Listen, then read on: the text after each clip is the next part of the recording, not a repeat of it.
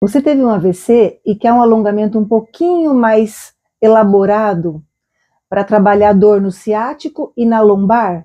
Eu sou Daniela Moraes, fisioterapeuta.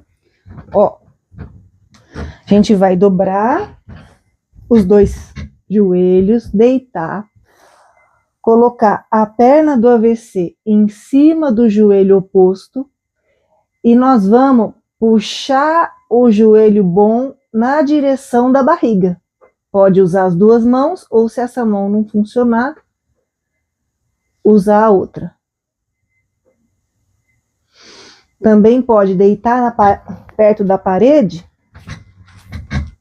trazer a perna do AVC aqui e ajudar com o pé lá na parede.